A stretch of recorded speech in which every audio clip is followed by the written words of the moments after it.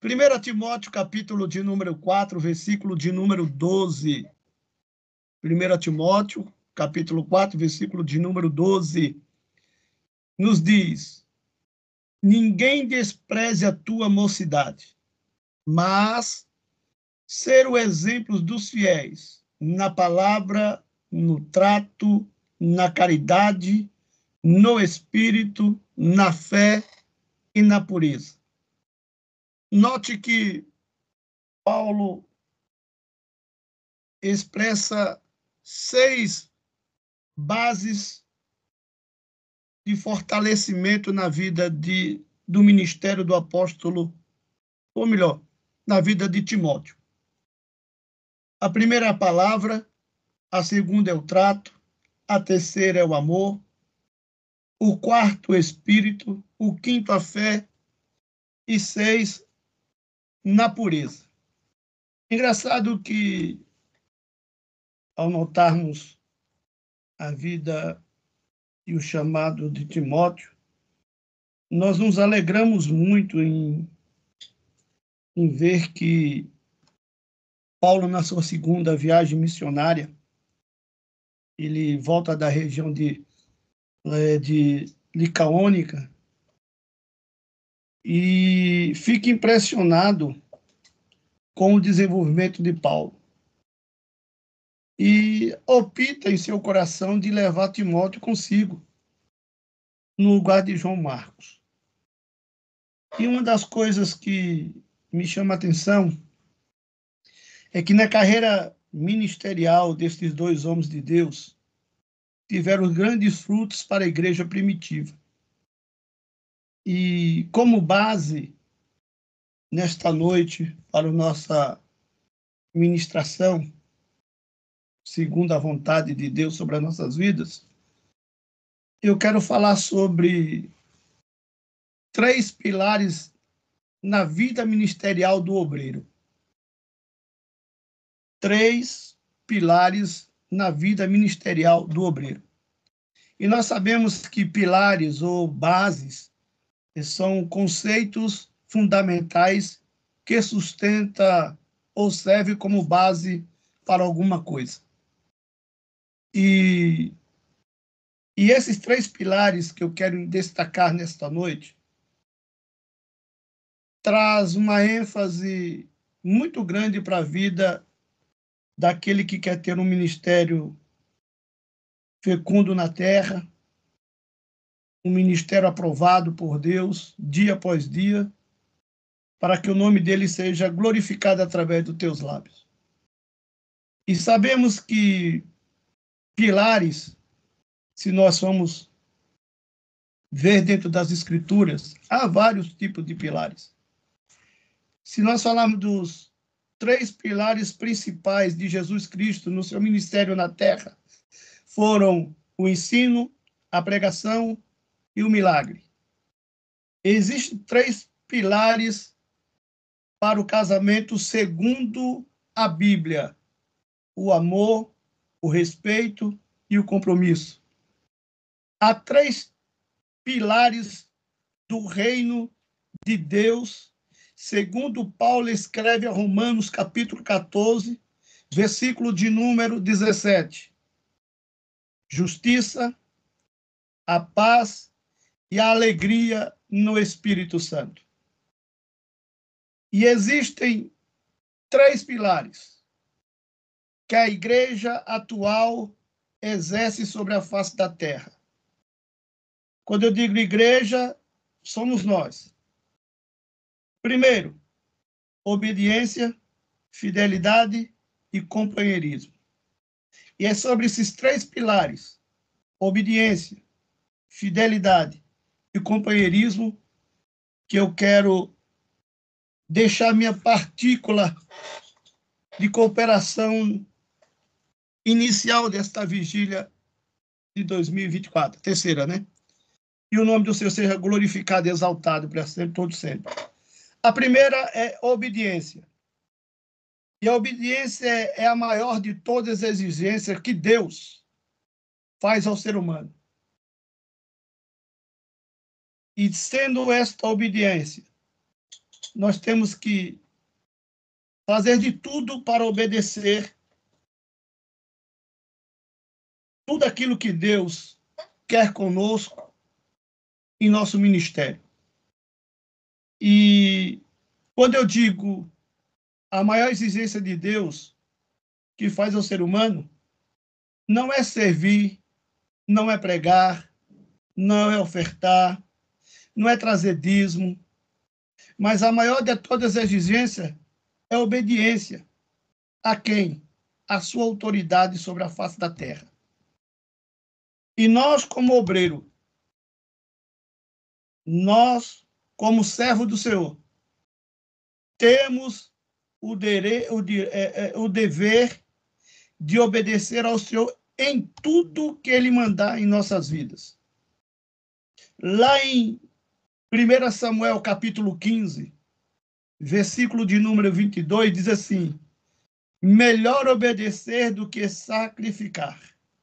Tem muito crente se sacrificando, mas não estão obedecendo. Quando nós obedecemos, o céu se abre, as portas se abrem, os caminhos que estão tortuosos se endireitam e o nome de Deus é glorificado e exaltado para todos sempre. E eu tenho visto, irmão Damião, que quando eu leio a Bíblia e eu vejo o fator da base chamado obediência na vida do crente, eu abro a Bíblia e leio em Gênesis, capítulo de número 12. Abraão, morador da Mesopotâmia, uma terra idólatra, mas Deus chama com uma voz audível a Abraão, e ele escuta a voz de Deus e obedece à instrução de Deus naquele exato momento. Entendamos uma coisa: tem muito crente que deixou de ouvir a voz de Deus. Tem muito crente, abro aspas, nem todos, né? Que não obedece mais na íntegra a palavra de Deus. Ele acha, por ser como eu tenho dito muitas das vezes, um profissional da pregação, ele não precisa mais meditar, ele não precisa mais buscar uma direção da palavra para pregar naquela noite, mas pelo conhecimento que ele tem, ele leva uma mensagem sem a direção de Deus. E quando eu leio que Abraão obedece à voz de Deus, para que a sua chamada seja abençoada, eu vejo que, quando ele obedece, Abraão é chamado de meu amigo, é chamado de pai na fé. Isso é notório, glorioso, maravilhoso para a vida de um obreiro. Abraão é um exemplo de obediência. Em Gênesis, capítulo de número 22, olha que uma promessa foi feita a Abraão antes de sair da terra de Ur dos Caldeus. Passa-se 25 anos. Deus agora apresenta-se a Abraão. Lhe concede-lhe um filho, por o nome Isaque. A Bíblia vai dizer que, passado o tempo, Deus agora dá uma ordem a Abraão. E a ordem é: eu quero um sacrifício. E o sacrifício é o teu filho. Irmão, será que estamos prontos para obedecer à voz de Deus quando estamos no deserto, como estamos atribulados, passando por dificuldades, em meio a lutas, em meio às agruras do nosso dia a dia? Obedecemos de fato à voz de Deus? Se lá em Samuel diz que melhor é obedecer do que sacrificar, Por que porque estamos nos sacrificando por coisas vãs que não nos levam a nada? Estamos esquecendo de ouvir e obedecer à voz de Deus.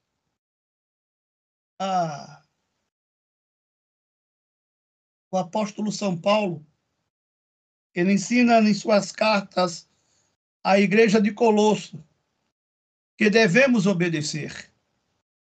E como base para Colossenses, ele cita capítulo 3, versículo de número 22, que diz assim: vós, servos, obedecei em tudo vossos senhores. Amados, verdadeiramente nós estamos obedecendo a nossa liderança? Você tem obedecido a tua liderança? A tua voz, ou melhor, os teus ouvidos estão atentos para ouvir a voz do teu pastor e tu obedecer na íntegra a voz dele? Ou simplesmente não obedecemos, não fazemos e queremos de Deus a vitória? A Bíblia nos diz que Paulo, ele ainda continua nos ensinando em 2 Coríntios, capítulo de número 2, versículo de número 9. Ele diz assim, por isso vos escrevi também para pôr esta prova. Que prova é esta? Da obediência. Para saber se sois obediente em tudo. Mais uma vez eu faço essa pergunta. Somos obedientes a Deus na íntegra? Obedecemos de fato a voz do Senhor? Porque se eu reportar as histórias bíblicas e olhar a vida de Josué e obedecer na íntegra e ser bem-sucedido na íntegra, é a melhor coisa que tem na nossa vida. Josué obedece a voz de Deus quando vai destruir as muralhas de Jericó. A primeira coisa que ele pede, Deus pede a Josué obedientemente, ele diz assim, diga ao povo que não grite, não faça barulho, mas rodeie as muralhas. Irmãos, se Deus falasse isso conosco para a gente rodear o nosso problema, a primeira coisa que nós faríamos era, não vai dar certo. Já fiz tanta oração, tanto jejum, participei de tanta campanha, não deu certo, agora o Senhor está mandando eu ficar calado, rodear os meus problemas, sem dizer nada, mas no 7º dia eu abrir a minha voz e gritar. Não. Seja franco contigo. Você tem obedecido à voz do Senhor? De fato, você tem visto os milagres de Deus como um dos seus pilares na tua vida? De fato, você tem visto que os ensinamentos que Cristo tem dado dentro da sua palavra têm sido caminho de retidão para que tu viva mais sobre a face da terra? Ou muitas das vezes nós queremos andar pelos nossos caminhos? Está na hora de revermos isso. Está na hora de voltarmos a sermos obedientes ao Senhor. Sabe por quê? Porque quando eu leio nas cartas, ou melhor, em uma das cartas de Paulo a uma pessoa, chamado Filemão, este homem houve um grande prejuízo. A Bíblia não nos diz qual o prejuízo que ele teve. Se foi de roubo em dinheiro, se foi de roubo em material, não nos diz. Mas na pregação de Paulo, pela obediência de ouvir a voz do Espírito, Paulo ganha a vida de Onésimo. Mas para ele estar com Onésimo ao seu lado, ele precisa ter uma carta de liberação. e escreve uma carta para Filemon. E no capítulo 2, versículo 1, diz assim, ó: confio na tua obediência. Olha que coisa linda. Confio na tua obediência e que fará muito mais do que te mando. Nós temos sido obedientes no ID de Deus. Nós temos sido obedientes quando Deus nos manda, nos envia em determinada localidade. Como somos hoje? A nossa audição está aguçada verdadeiramente para ouvir a voz do Espírito Santo? Porque ele já falou 2 vezes nesta noite. Ele tem dado instruções já 2 vezes para nós nesta noite. Então, sejamos mais obedientes para podermos ver os tesouros de Deus sobre as nossas vidas.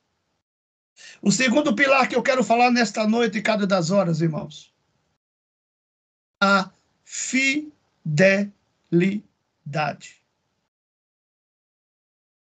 Fidelidade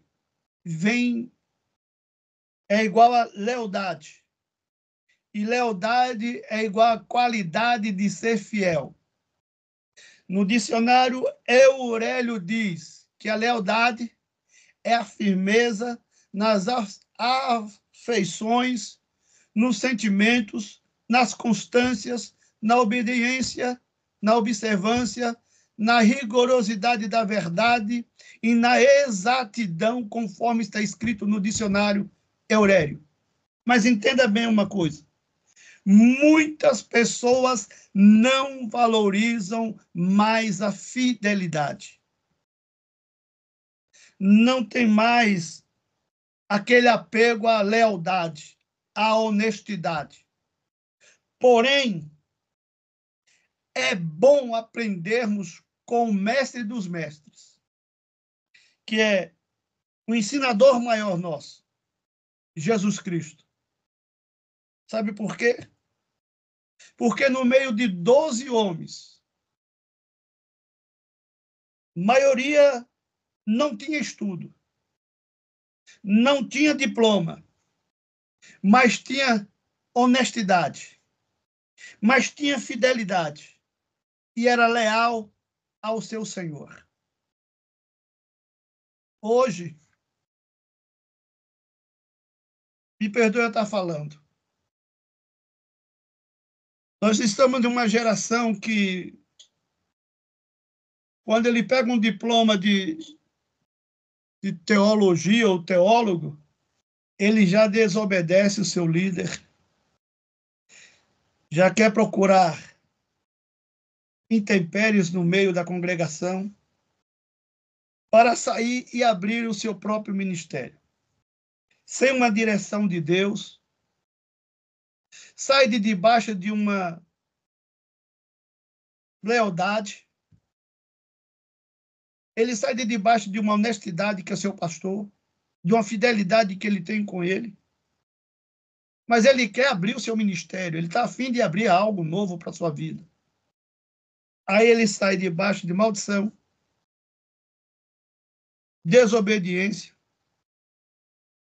não espera o tempo que Deus está mandando, mas ele próprio quer fazer e abrir, porque ele se acha, e muitas das vezes não é isso que Deus está querendo.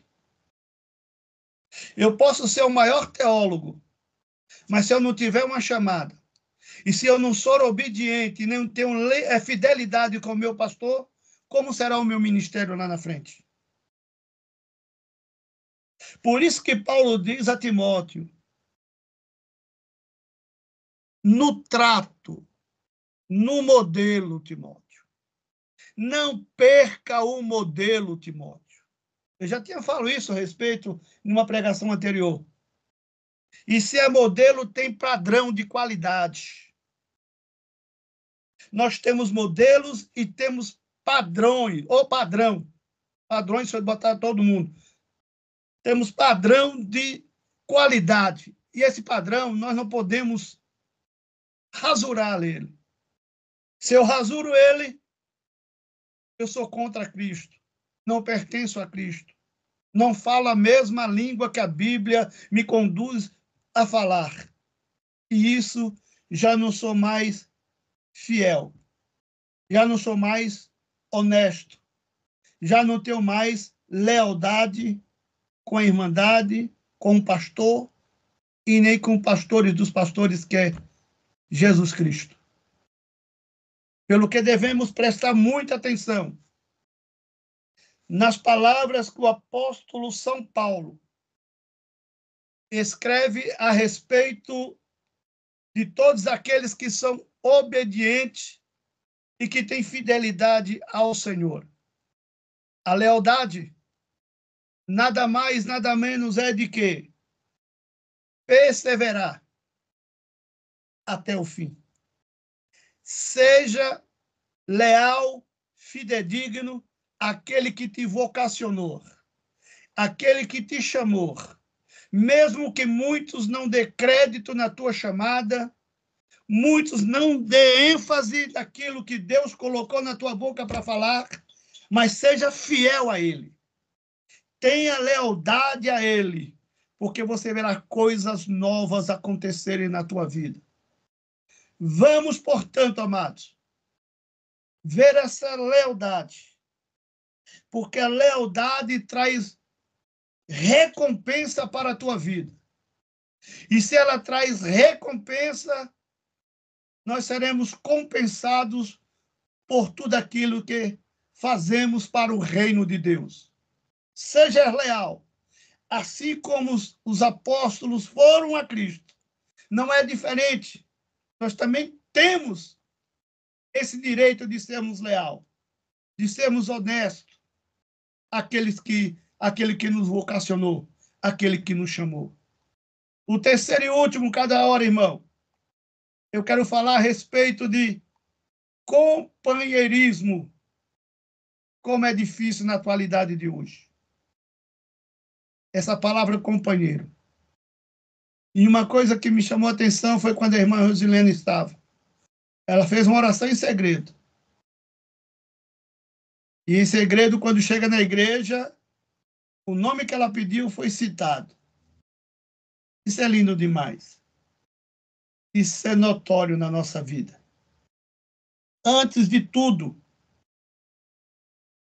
eu quero ressaltar que o obreiro, à medida que desenvolve a sua jornada ministerial, ele vai passar por desertos, ele vai enfrentar provações, tribulações, ele vai, no decorrer dessas caminhadas ministerial, ele vai perder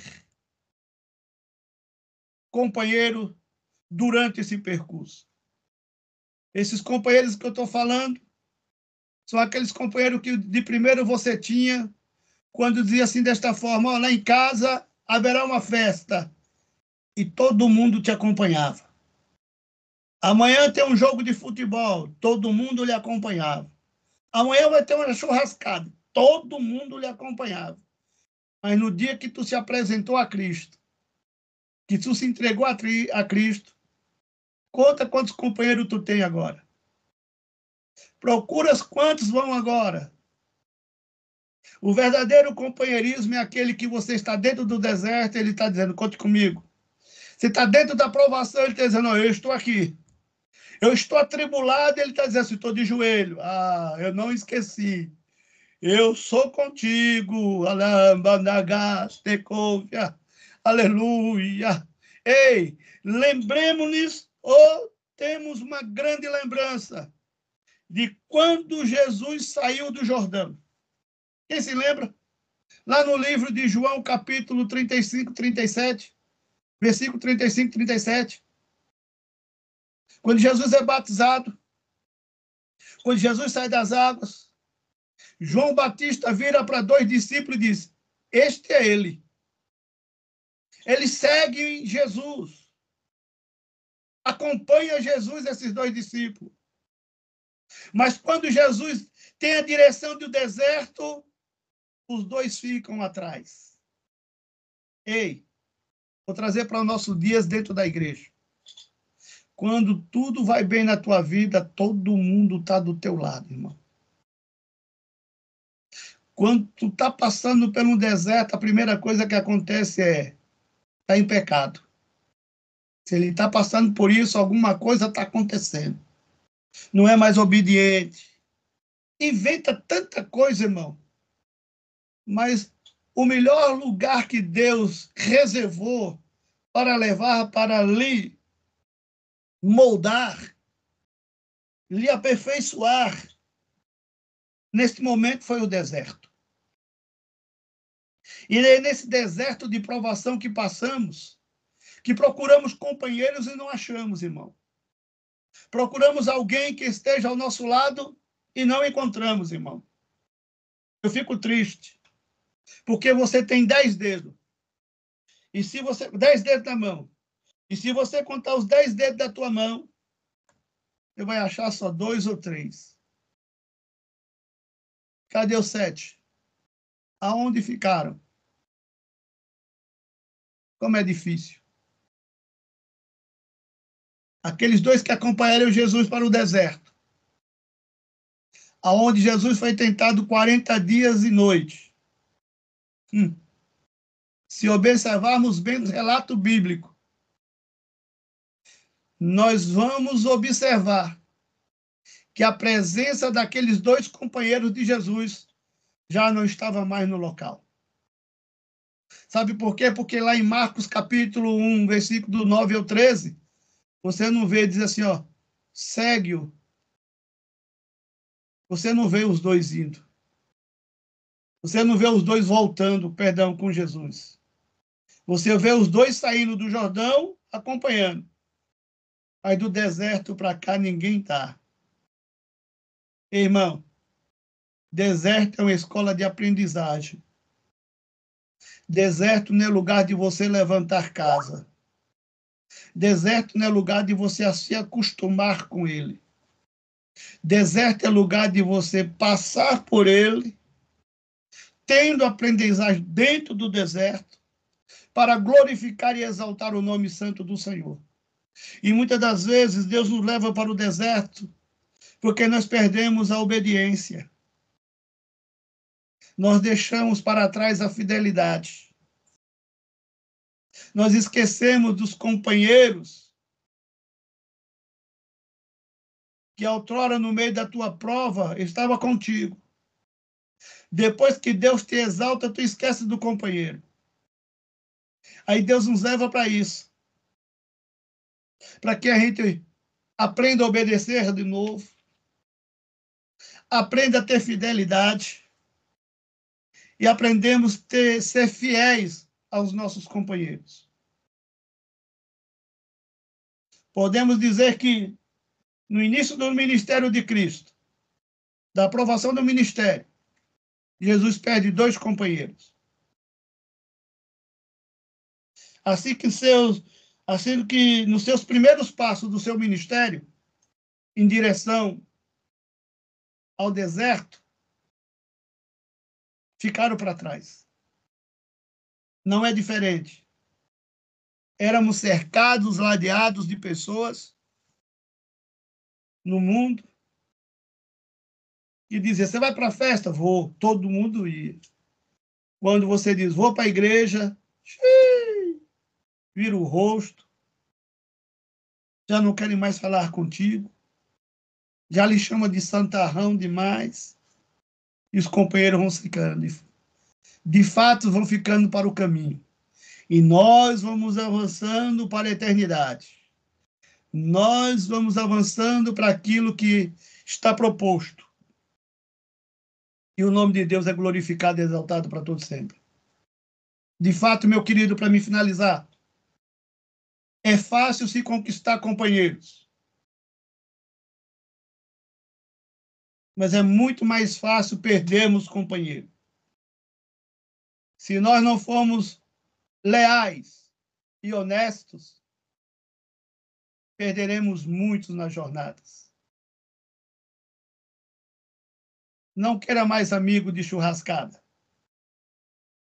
Não queira mais amigo que bate no teu ombro e por trás fala mal de ti.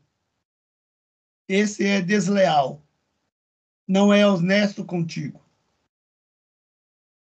O apóstolo São Paulo, ao enviar a carta aos Filipenses, provavelmente no capítulo 4, versículo de número 3, ele vai se referir a Epafrodito.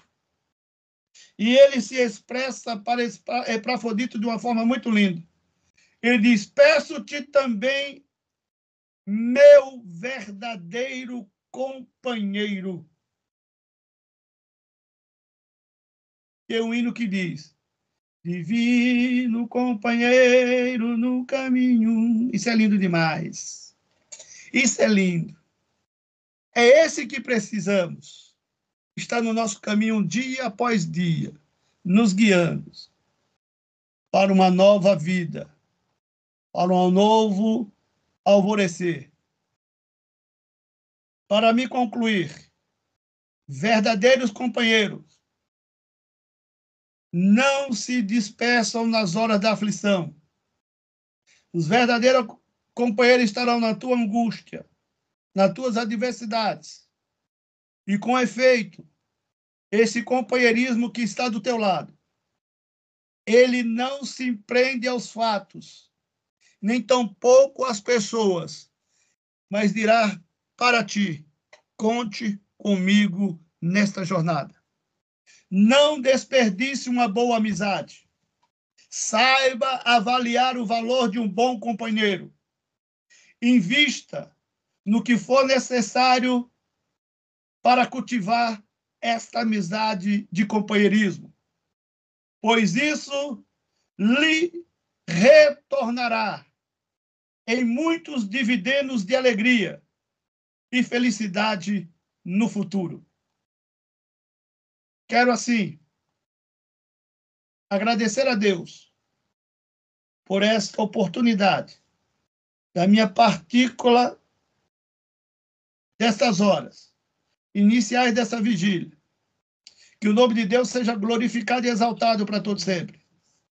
Que o Senhor abra a tua audição dia após dia para você ser obediente e ser ouvinte do que Deus tem para lhe falar até as 21 horas do dia de amanhã. Que Deus abençoe a todos no nome de Jesus.